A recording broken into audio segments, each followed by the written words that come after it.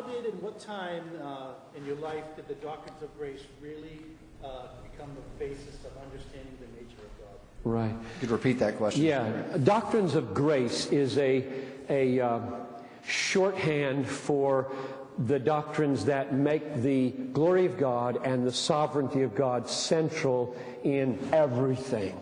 And so I won't define it any further than that. Those who know what it is can hear the answer. The rest can ask somebody.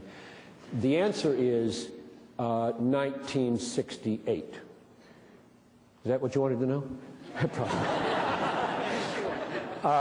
It was the transition from college, where I was basically I would say bought into the traditional free will arguments about how sin and evil and God's sovereignty and my responsibility work.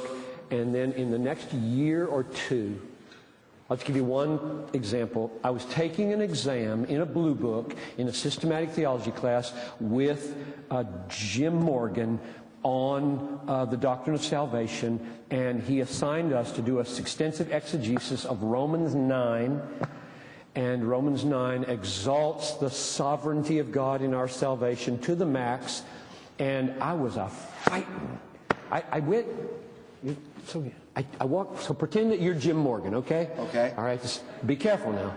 So I don't know Jim Morgan, but I'll try. All you have to do is stand there. Okay. And I walked up to Morgan after a class one day who had just argued for God's sovereign control of all things. And here I am saying, And I held my pen out like this, said, I dropped it. So that's where I was coming from.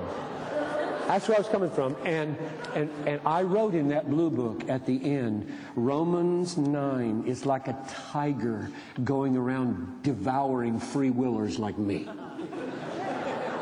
So in that period right there, 68, 69, bumping into people who gave exegetical arguments. I didn't learn it from John Calvin. I didn't learn it from Jonathan Edwards. I learned it from Paul, mainly.